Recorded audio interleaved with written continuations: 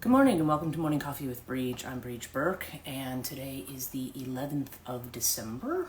Pretty sure that's right. I don't even, I've lost track of the days actually. Yesterday was good morning Joanne.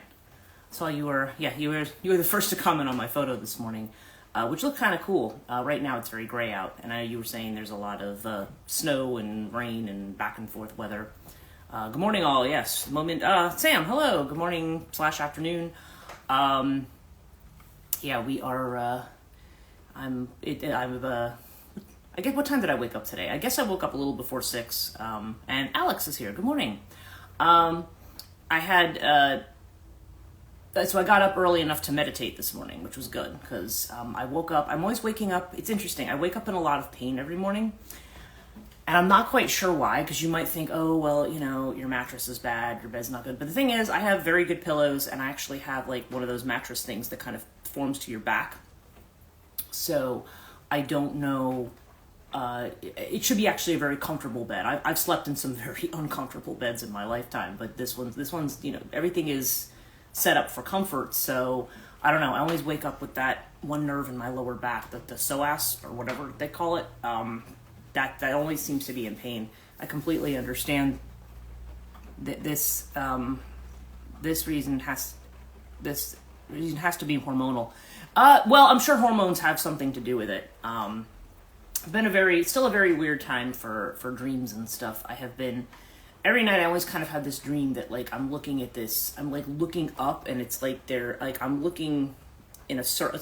It's almost like if you were like in an observatory, right? Like if you were in a, and you know how they have the thing that opens up and then they have the telescope and it kind of looks out onto the universe. I always kind of have that view at night. I used to get it occasionally and I get it all the time now when I go to sleep, but I don't really, other than seeing it and seeing sky, I don't really remember anything else connected to it. So it's, but I'll have a variety of different dreams about different things. And last night's dreams, I know I dreamt a lot last night, but again, I can't, at the moment, I'm not quite remembering. I have a feeling like once I get off the live stream, I'll remember. And good morning, Melissa. So we are quite rainy here today, so I don't know if you will hear the sound of rain. It's rainy and foggy. I just got my car serviced yesterday, and they're telling me that, he's telling me that, because I had tire pressure came up as low, and he checked them. He says, no, we just had to put air in them. And I'd rather that they do that, because if I do it, if I go to like the gas station and do it, I'd have to sit there and be playing around with the tire gauge and stuff. And I'm like, I'm not going to get down and do all this crap. Let them do it. Being I was bringing it in for an oil change. Turns out it needed like brake fluid changed and stuff. But he's telling me I need 4 new tires. So that puts me in a conundrum because it has been 5 years that these tires have been on the car. And he's just like, oh, these couldn't be the original ones on the car. And then he's like, well, I don't know, wait a minute, maybe they could be. And I was like, yeah, because I bought the car just before COVID. And then there was like a long time. There's a lot of time that this car has not been driven. So the idea that the tires are still that worn, I don't know how long they typically last. But I'm looking at him and he's saying, oh, the tread's worn thin. And I'm like, I'm not really seeing that. So my instinct is telling me, I don't know that he's necessarily lying, but I just feel like he might be, I don't know. I'm going to get a second opinion on it, basically. There's another place that I know of in Califon that I'm going to go to because I'm going to see what they mainly do tires and stuff. They're like one of those types of places. So I'm going to see what they think, and if they think any of them need to be replaced, maybe I'll just, because he was quoting me almost $800. I'm like, I'll have $800 right now to replace tires. Though I'm fully well aware that next year, if tariffs come in place that have been proposed, that they could cost a lot more than that. So, because most tires are imported from abroad. So all that I have to kind of weigh in the balance, but I'm also aware it's Mercury retrograde, and I don't know, any kind of big purchases for the car, I think I should wait until after the 15th to do, at least to make the order. So I had that to deal with yesterday, but it does kind of leave me a little paranoid about, I have to go to the store, and I'm like, I don't want to drive out in this weather if my tires are kind of like, and sketchy. Because he said definitely don't drive in snow with these. Because he was saying, if you're going to drive in snow, and I'm like, yeah, that's a joke. Even when I was working, there was no way I was going to drive in snow. I'm just not a snow driver. I am the worst when it comes to driving. Like I said, even when I was, perfectly 100% comfortable driving anywhere. Snow was something I've never been comfortable driving in. So, yeah. So anyway, so yeah, that was kind of my yesterday, and I was fighting a headache yesterday. It didn't end up being as bad as it was the previous 2 weeks. Seems like Tuesday's headache day. I don't know. It's kind of, which I don't like because it's one of my days. I mean, it's good that it's a day off of mine where I don't have clients, but I also, like, I don't want to have weekly headaches, you know? But I did manage to get grading done for my religion students.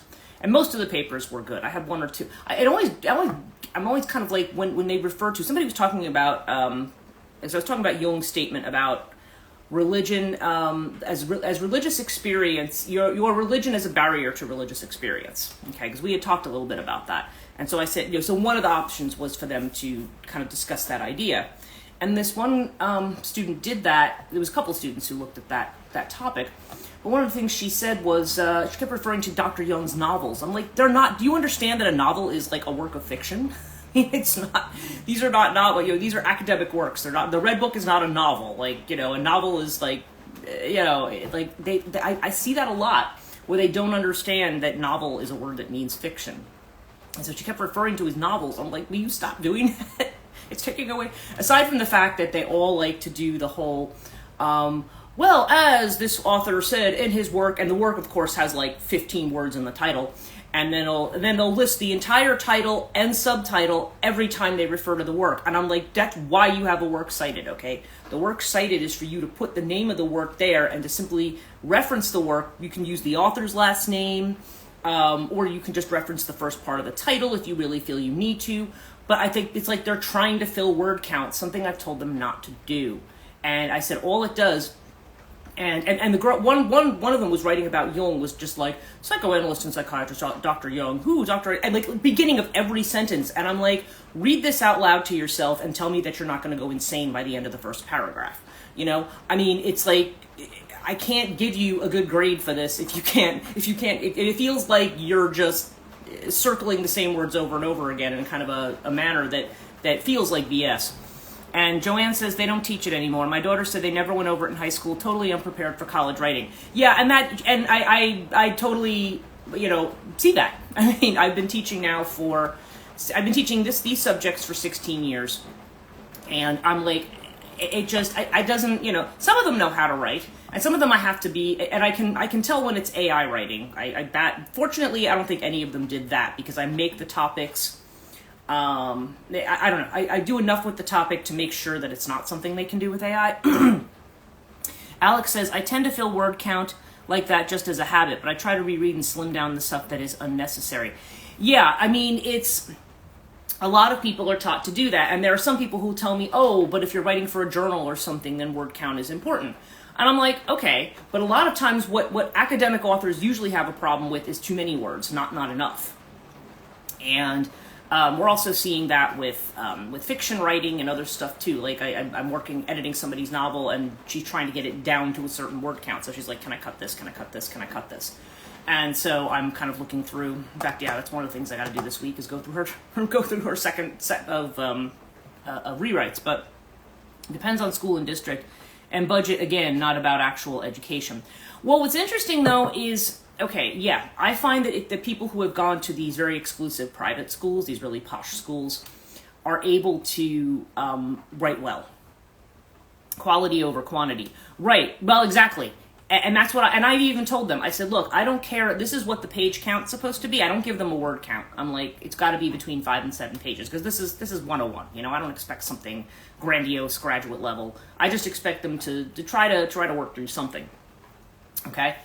And and I said, I don't even care if you're a little under the word count, as long as you're concise. Like you have your main thesis, and then you are going through the different parts, and you're explaining yourself, and you're using your sources to explain yourself, and then you come to some kind of conclusion. I mean, that's a very simple. We're not doing anything fancy here, you know. Like, this is just very simple stuff, and they don't know how to do it. And I mean, some of them do. Again, I don't want to say they're all like that, but there was some that I'm reading that I'm just like, you know, I feel like I was a little harsher in my comments this time. Maybe that's Mars retrograde, right? I was a little harsher in my comments. I'm like, look, you have to understand. I know you're trying to make a point here, but I'm not seeing it because it's surrounded with all of this junk that I'm trying to find your point in the middle of. I'm not saying you didn't research it or you didn't, and I'm sure they didn't, but let's give them the benefit of the doubt. I can't, or you read like 2 sentences of one of Jung's works and then you decided to write the whole paper on this, and I don't know. It's some of them. Yeah, no. Anyway. That was yesterday, and I was trying to do that with a headache, so I kind of divided it up. I did like a third, and a third of them. I did a third. Forced myself to do a third in the morning, and then I did a third after lunch, and then I did a third towards the evening. Just to get them all done, and I'm going to have another set from my mythology students coming in on Thursday. So, yeah, so it's rather interesting.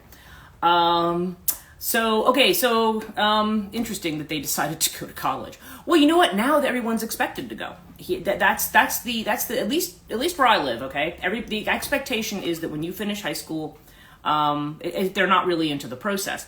Well, no, and a lot of them are not. There's a lot of them maybe who should go out and work. At least take a gap year or something. And nowadays, the expectations, I remember working in education for, in administration, and it was like, they're expected after high school now to have a 4-year degree. Your high school diploma used to be good enough. And for me, for certain types of jobs, your high school diploma should be good enough. Like, why do you need, I remember my nephew once, when he had played baseball for years, but then after injuries, he couldn't go professional like he wanted to. And so, all that time, he had spent years and years, like, in baseball practice and stuff, so he hadn't really worked. And he hadn't finished college because he was going from college to play ball, not really, he was not somebody who was that into, reading and stuff like that. I mean, he does, but he's a really smart kid, but he just doesn't, that's just not his thing. And he said, remember applying even, like, just trying to get any kind of a job. They were telling him, like, Walmart greeter required a 4-year degree. I'm like, no, it doesn't. You're just being a problem person to him. I mean, just to be a problem. And, almost like, oh, well, you should have finished college and you should have been doing this by now. But it's not like he was just, like, sitting around in front of the TV for 4 years and then decided maybe he was going to go look for work. I mean, he actually had been working very, very hard and then had an injury. I mean, of course, now it's weird, we're talking about these drones in New Jersey. He actually was a drone pilot, and now I think he's responsible for the engineering work on all the pipelines of all of Southern California, for the gas pipelines. I think he works for Chevron. And he had gotten that job through his brother's father-in-law. I think he started at Shell, and then he ended up getting hired by Chevron, and he's just really good at this stuff. Like, he's been going for training after training after training, and he has never finished college. So, I mean, you should not have to have a college degree to do things if that's not your thing. He's, in fact, my sister is babysitting his cats right now in California because he's in Houston having more training for his job. And, so in any case, it's funny because 2 things today. Because first thing this does actually, what we are talking about does kind of lead into the topic that had come into my mind this morning, but also a little bit of a drone update. Now, of course, it's been foggy and rainy the last couple of days, so if they're out there, I mean, and they probably are, we're not seeing them because it's just been, the fog has been too dense to be able to really see anything. It's been dense this morning. And I think tomorrow things should be clearing up. So we'll see what's what after that. But I think in New Jersey, the lawmakers are now calling for a partial state of emergency because in talks with the FBI and Homeland Security, they're like, we don't know what they are. And I'm hearing more things from people who are who I consider a little more credible in terms of, because some people are saying, oh, some of them are helicopters, some of them are commercial aircraft. And it's like, I'm sure some of that's gotten mixed into, and some people are freaking out and seeing lights in the sky and thinking, oh, it's got to be one of these things. But, me, like, I'm doing my morning coffee, and the view that I have. Like, I love to sky watch. Like this morning I posted another picture that had really cool violet colors, but it wasn't natural. It was basically from, cars passing and the lights reflecting outside on the nearby highway. But I watch that skyline, and that is in the Newark flight path, right? And so I know what I'm used to seeing, and I know what's a normal commercial jet going by on its normal thing and what their normal routes are. And the stuff that I'm seeing, I'm like, okay, why are they in the trees? Why are they just sitting over my house? Why are they doing this? Why are they low? I mean, they're not just, they all, some of them make sounds, some of them don't. They don't all look exactly the same, but they're all the same kind of thing, and they're all kind of grouped together. And I'm like, what is this, you know? And, you know, some people are like, oh, well, this is just some kind of test thing. You guys are overreacting. I'm like, okay, but why are they in restricted airspace? And if this was an authorized test, why are they not telling us that? I mean, they would. They'd just be like, oh, no, somebody's doing a drone test, you know, for, you know, Instacart drops or some crap. I don't know. Like, they would tell us that. I mean, that's a very easy explanation to make the whole story go dead, right? And that's what people are trying to say. And I think that's the frustration that a lot of people are having when there's conversations around it, because people are like, oh, yeah, you know, those are just, you guys just don't know the difference. And that's annoying to us because we're like, yes, we do. We do know that this is something abnormal. Now, I don't know. Is it, even a guy, the Jonathan Carr, who's he runs Weather New Jersey. So he is somebody who's very tracked on, even Starlink notified you. Yeah, exactly. And there's apps that you have too that will tell you. I think there's one that's called, oh God, something Radar 24. I can't think what it is. It was a state of emergency thing. Well, the state of emergency thing, right? Because this is what lawmakers are saying. Because the governor, even Starlink notifies you. Yeah, well, exactly. And there are apps that people have. You can track FAA traffic. You can track. Good morning, Suda. We're back to talking about the drones again at the moment. It's like, yeah, I mean, they would tell you. And there are different apps. There was one guy, I was watching this guy, and again, I'm watching a lot of people who are Air Force people who are experts in drones, people who are experts, and they're trying to sort out fact from fiction here. And everybody's still kind of like, they're still kind of going, but maybe UAP? Like, they're not sure because they're not behaving, none of this is behaving, and if you're going to have, like, a mass of like these really large drones, and these are really large drones. They're not like the little ones, you know, then there would be somebody would have a van somewhere and they'd be controlling them. Some people have said, oh, there could be a ship out in the water, but the Navy and the Coast Guard has been going up and down in the Navy trying to find ships. And if they find something that's suspicious, they said they boarded and said, no, there's nothing there to indicate that there's any technology controlling anything. So yeah, it's just, so the fact that the state Senate is kind of going, okay, we need to do something here. Like they're saying, like, well, in a snowstorm, we would have a partial state of emergency, right? So why don't we have one for this? Like, what's going on? But literally the FBI is sitting there going, yeah, we literally don't know. And they've been getting hundreds of reports in, maybe even over 1,000. I mean, they've gotten a ton of reports, people sending in video, people sending in coordinates, people saying, okay, this is what we're seeing. This is when we're seeing it. And they're like, yeah, we have the evidence. We don't know what it is. And that's what's alarming people more than anything. Why don't you know what it is? I mean, we live in a world where it is almost impossible to be private, impossible to not be seen, you know? And how can this be going on and they're not being seen? I mean, what, you know, which suspects two things. Either you're talking about reconnaissance of some kind of spy planes, but they don't seem to necessarily be that either. What about Air Force or NASA? No, see, but that's just it, Joanne. All the official things, they said, no, we don't, they don't have anything to say about it. And there's no official, the military has said it is not them, okay? Because they have been called before Congress. They have been called before, there have been meetings about this. And there was a second meeting in Congress about this. They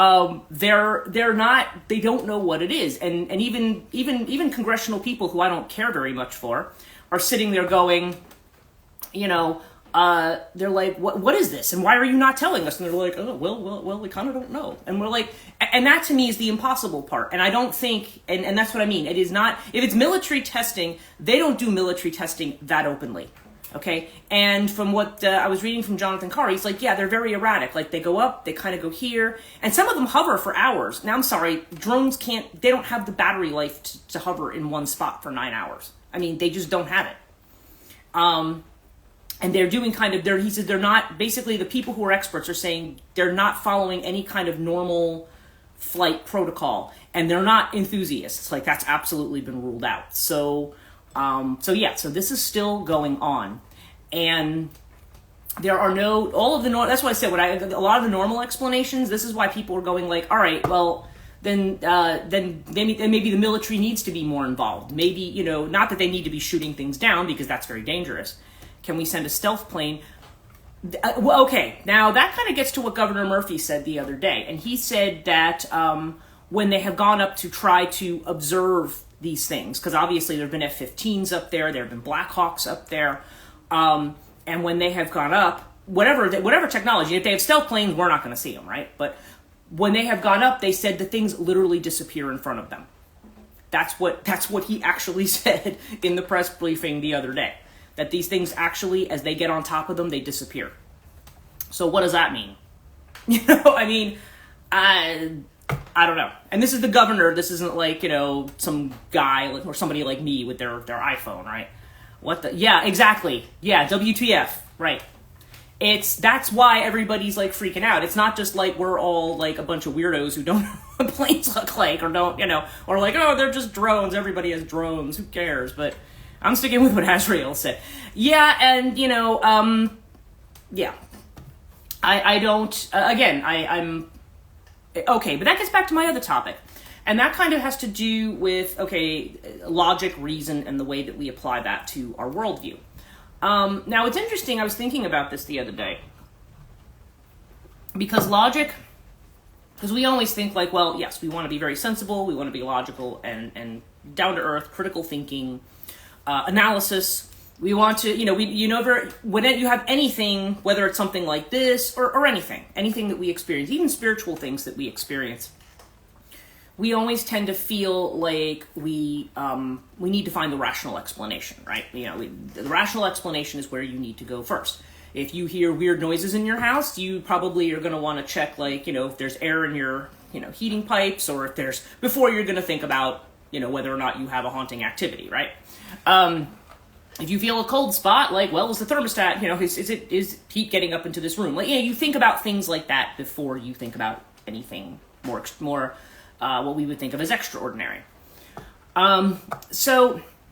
But logic is very interesting, because I remember when studying logic as an undergraduate, logic actually has a whole lot of rules. I wonder what the indigenous view is as they talk of the starseed nations. It'd be interesting to know Wayne's point of view on this, according to Joanne talking about, they talk about the starseed nations. Yeah, and I've been hearing some stuff around that too, so I'd be interested to hear Wayne's perspective. That would be quite interesting.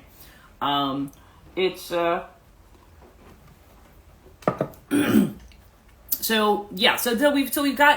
when we're thinking about, right, and so like a situation like this, what were we sitting here doing? Well, let's look at all the logical possibilities, and we're kind of getting to a point, like they did in the original ghost kind of hunting shows, which have become kind of ridiculous and dramatized and fake, we realize, but there's we have this sense that, we want to look at all the rational possibilities first.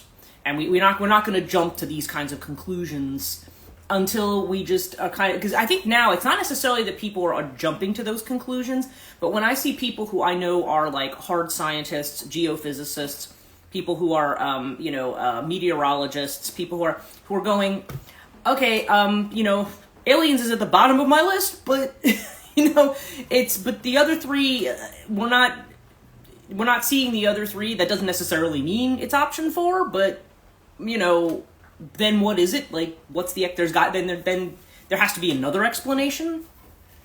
But even the ones about, they could be foreign reconnaissance, that is not really doing anything. I mean, that still is in the realm of possibility, but I don't know. They're not. There doesn't seem to be anybody saying that that's what that could be. Like that to me, I think somebody would have said at this point, well, we're watching to see. Like when we had that Chinese weather balloon. Okay, I mean that was identified as a Chinese weather balloon. It's not like, oh, it's a spy thing, so we're not going to say anything about it, right?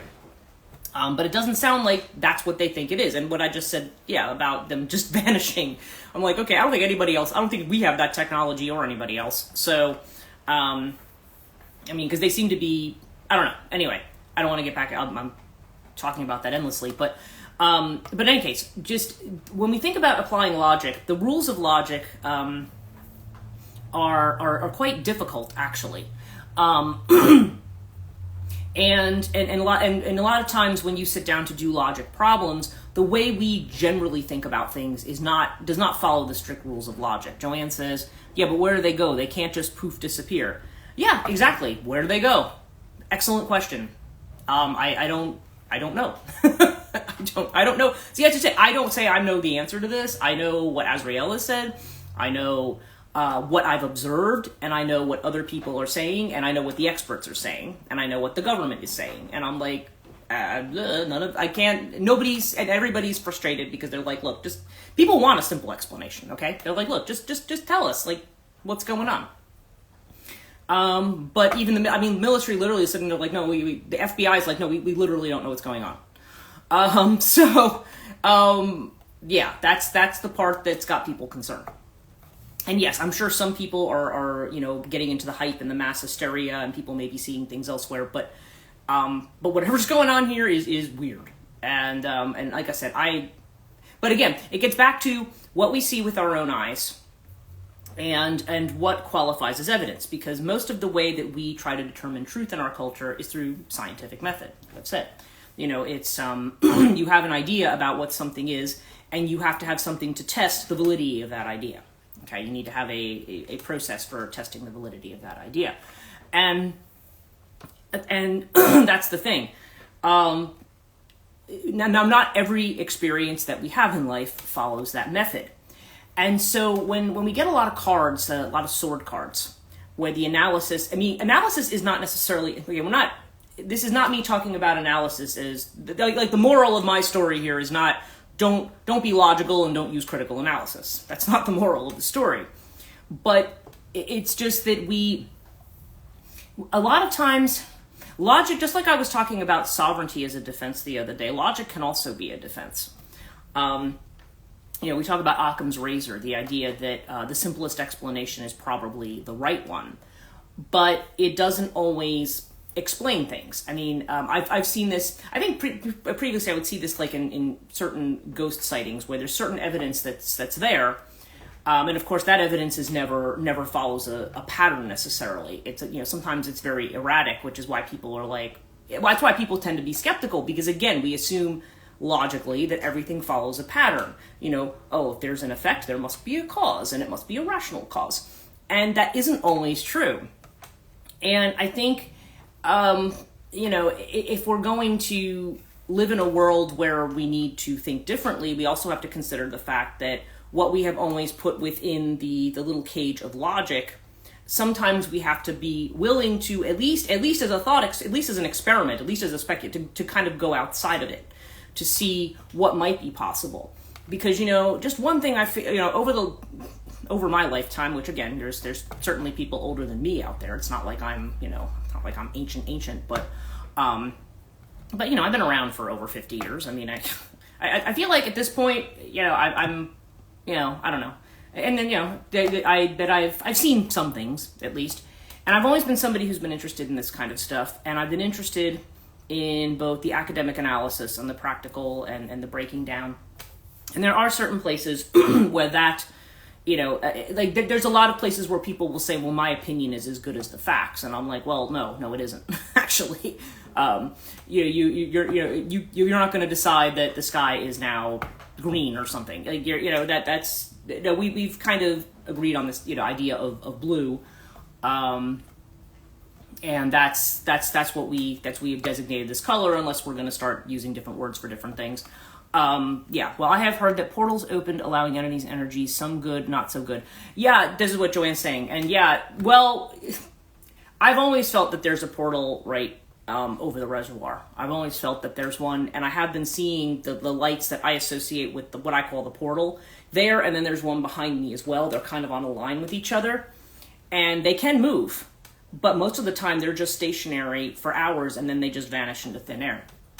And my understanding is that might be one. But there's portals everywhere, and actually a lot of the major sites, they're said to be portals, what they consider to be the chakras of the earth, for instance. Like, I know Mount Shasta is considered to be the root, Avebury is considered to be the heart, and I don't know what the other ones are. I'm sure there's other mountains or places that are considered to be connected to the electromagnetic energy.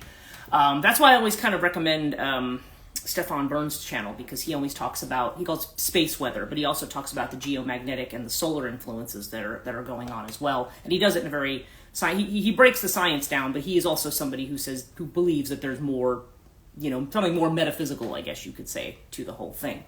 And I think that's what we're facing now. So I think we have to understand what the limits of logic are. And again, that doesn't mean we should automatically just jump into this kind of thing.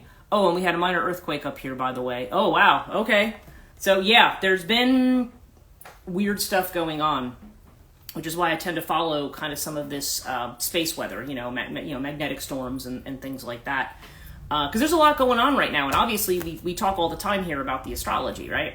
By the reservoir, interestingly. Yeah, because they feel like a lot of these portals might be opening up under bodies of water. That's another thing that's been spoken about as well. That there's portals, and there are things about even spacecraft that come from under the water, that they actually live in the earth. I've been seeing some things about that, but again, I mean, the reality of all of that, I don't know. There's evidence that's presented, whether that evidence is fully legit or not, or somebody. I mean, because there are always people who are tricksters. There are always people who are going to be fakers too, and that's part of the reason we still need to have logical application, because people can bamboozle you into thinking something is real that isn't real, and then later on, and then and nowadays we're very good at making convincing fakes. We're actually kind of at a point, I think, where we don't necessarily always know, based on our usual criteria of seeing with our eyes, what's real and what's not real. I could photograph or video an event and you could say, oh, well, you doctored that, you photoshopped that, you did this, you did that, right? With AI, we now talk about deep fakes, right? Where you can get something that looks, acts, and behaves like a person, but you have to kind of... and honestly, that's kind of interesting. When I think about AI, I said the way that AI isn't real is because it touches on that they used to call, what they call the uncanny valley, right? There's something in it that repels you because you're like, or makes you feel uncomfortable, and that's your instinct kicking in. That's not your logic. Your logical mind might piece together and say, well, it has these components, so therefore this is what it is. Or your eyes might tell you that, or your ears might tell you that. And when you're looking at it, you're going, something's not right.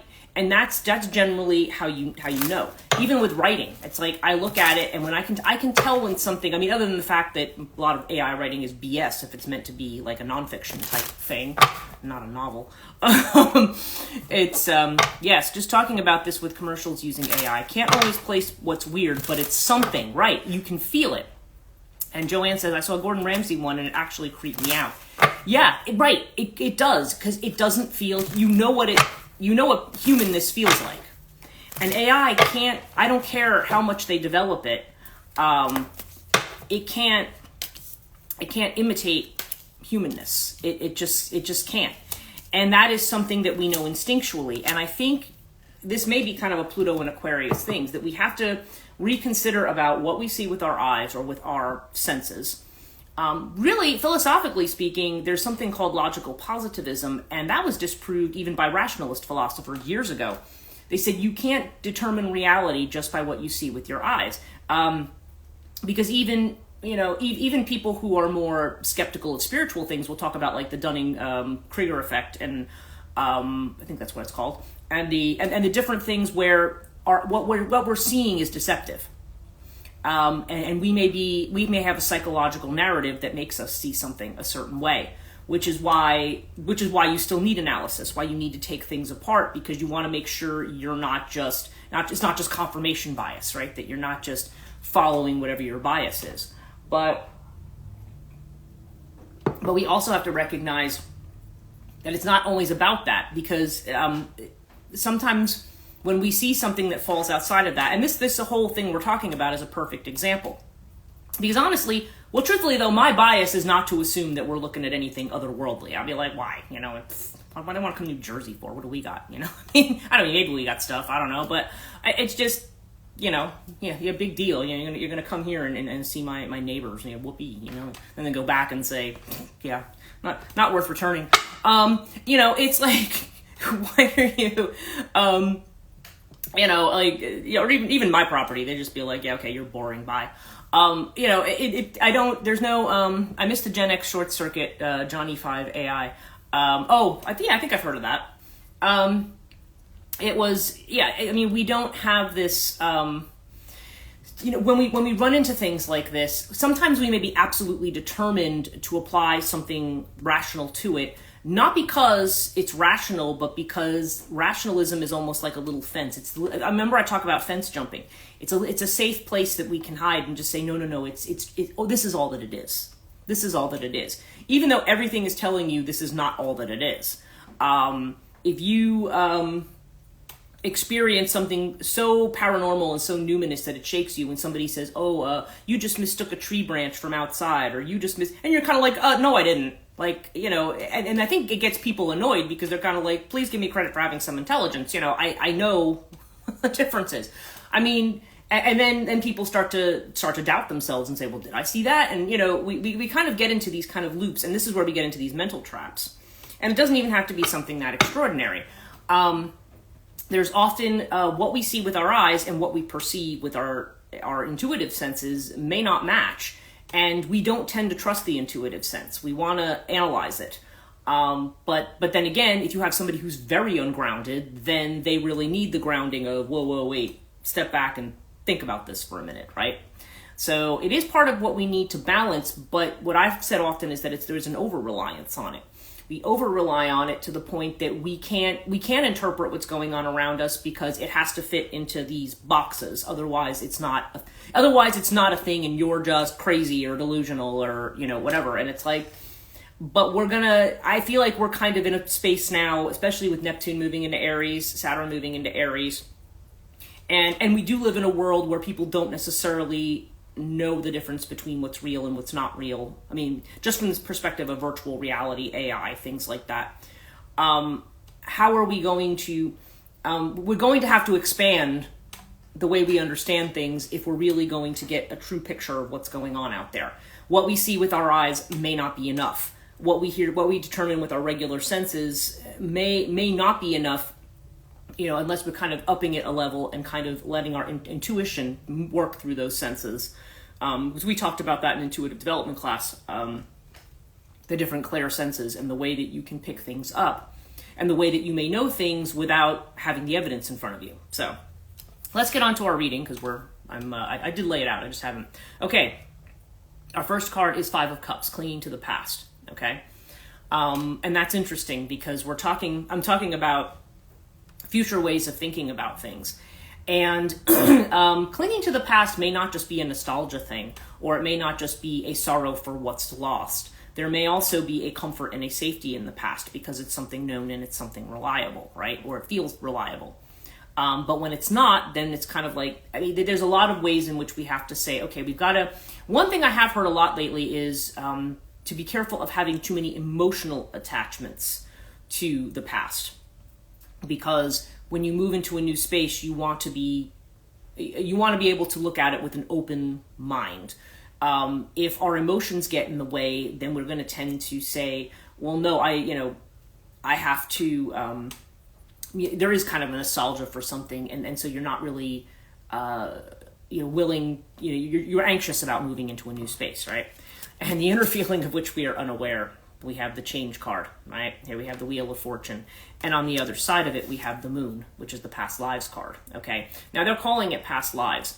I think this is just, we're getting, it's funny because you've got this Five of Cups, and it's flanked on both sides by major arcana. It's saying there's major change going on. There's major change going on. And past lives, interestingly, the meaning of that card, now that is the Moon card, as I mentioned, and the Moon, of course, is more about going with your intuition rather than your thoughts, and it may also be about releasing past emotions and things like that. But this card is also about what we've not been shown. Things that have not been shown that, and maybe for whatever reason, we've not been ready to see them. Okay, that's kind of the element to that card. So what is it telling us to do? Trust. Trust is the card. Just trust that, you don't need to cling to the past. Trust that where we're going is the right direction. Because remember, what Azrael has said to me about what's going on, if we're going to go back to that, is that he said, yeah, I mean, it's not something, it legitimately is not something that you need to worry about. People are worrying about it, but because they don't know what it is. And that's just it. We want to know. We want, explain to me how this works. Like our rational minds need to know what's going on. And we don't want explanations that sound, like they're off cuckoo nuts. We don't want to sound like that, right? I know I don't like sounding like that, but I'm just kind of like, well, I'm kind of like saying, well, if that's the information I've been giving, then okay, well, let's see what that means. Let's see what that thread has to do with. And I don't know, it may be something that we're not going to be able to see where that leads for a while, but our outcome is the Seven of Cups, projection. Now remember, the Seven of Cups card too is about exactly what I said, trying to distinguish what's real and what's not real. So that's the main task I think that we have, is kind of just saying, okay, how are my perceptions, how much of them are internal and are being projected outwards? So if I decide that something has to be a certain way, what is it in me that says it has to be that way? Okay, because our projections and also the narratives we have that may be true or maybe are not true anymore are the things sometimes that can hold us back. And so the question is, again, we don't want to become totally ungrounded and float away into Piscean space here, but at the same time, you need to be open to possibilities.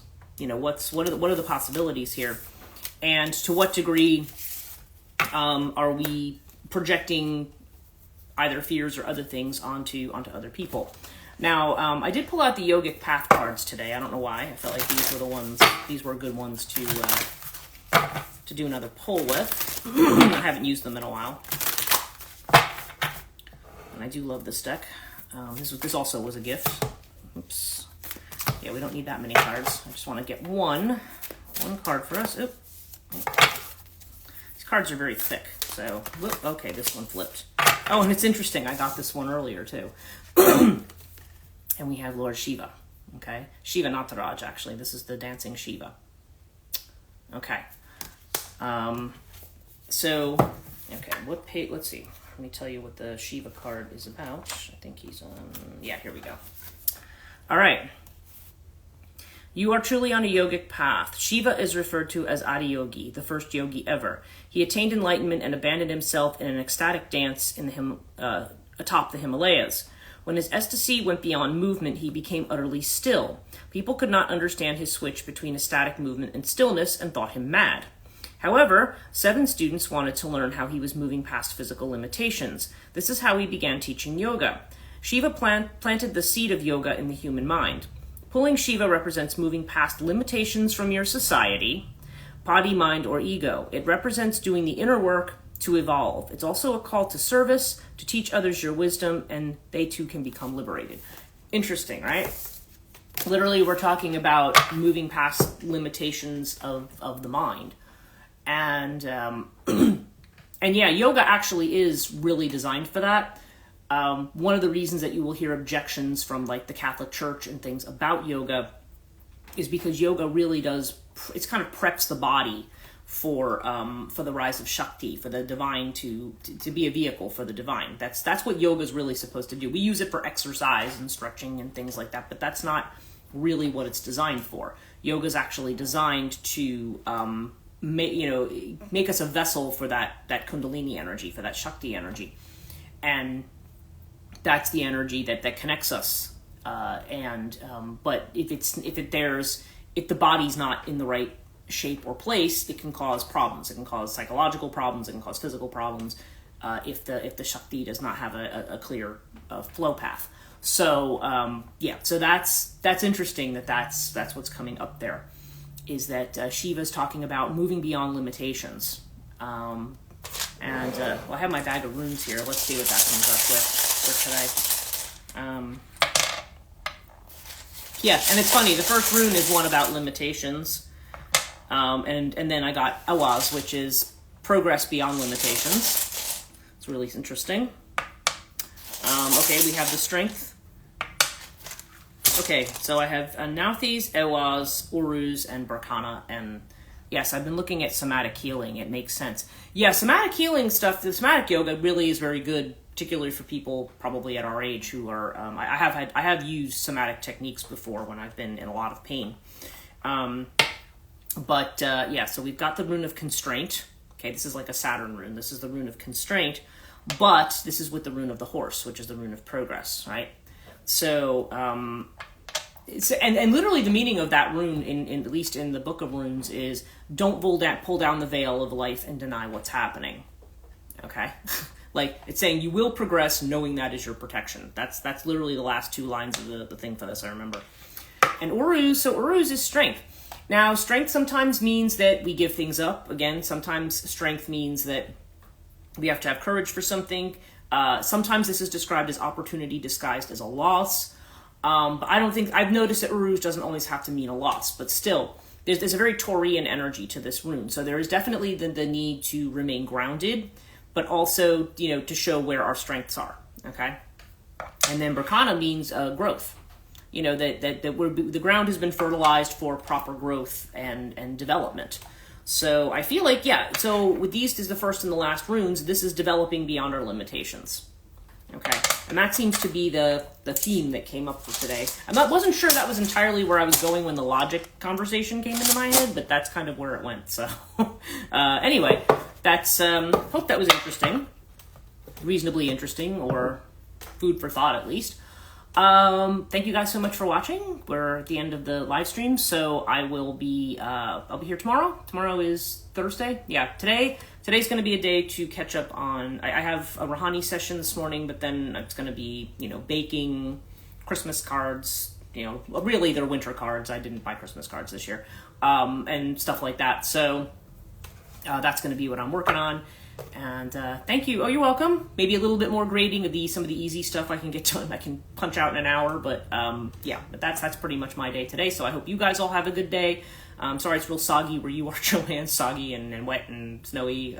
But any case, probably a good day to be cozy. You're welcome. And so I hope you guys have a great rest of your week, and we will see you guys tomorrow. Take care.